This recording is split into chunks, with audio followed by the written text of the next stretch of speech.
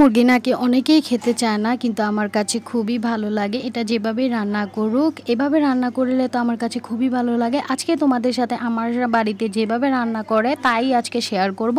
অবশ্যই ভিডিওটা লাস্ট পর্যন্ত দেখবা। প্রথমেই একটা ফ্রাই প্যানে পরিমাণ মতো পেঁয়াজ কুচি, তেজপাতা, লং সবগুলো মশলা দিয়ে ভেজে নিয়ে আদা রসুনের পেস্ট দিয়ে হালকা পরিমাণে ভেজে নিয়ে পরিমাণ মতো হলুদ মরিচের গুঁড়া দিয়ে অল্প পরিমাণে পানি দিয়ে মশলাটাকে নেড়ে চেড়ে ঢাকনা দিয়ে ঢেকে কষিয়ে নিব।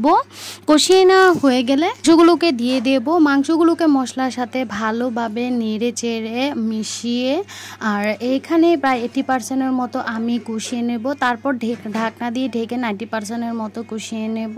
তারপর ঢাকনা দিয়ে ঢেকে মাংসটা কষানো হয়ে গেলে আলু দিয়ে মাংসটাকে নেড়ে চেড়ে আলুর সাথে মিশিয়ে ঢাকনা দিয়ে ঢেকে মাংসটাকে রান্না করে নেব। এটা এভাবে রান্না করলে সত্যি খুবই টেস্টি এবং মজাদার হয়। তোমরা অবশ্যই একবার বাড়িতে ট্রাই করবা। মাংস আর আলুগুলো কষানো হয়ে গেলে পরিমাণ মতো পানি দিয়ে ঢাকনা দিয়ে ঢেকে রান্না করে নেব। ঝোলটা মাখো মাখো হয়ে আসলে ভাজা জিরা গুঁড়া দিয়ে নামিয়ে নেব। তারপর আমি খেতে বসে যাই। এটা খেতে এত মজা, তাই আর দেরি করতে পারছিলাম না। মাংসের আলু তো লাজবাব, তাই বেশি করে আলু নিয়ে ভাতটাকে মেখে আমি তো মজা করে খেয়ে নিই। সত্যি তরকারিটা খুবই মজা হয়েছিল। আই হোপ তোমাদের কাছে ভিডিওটা অবশ্যই ভালো লেগেছে।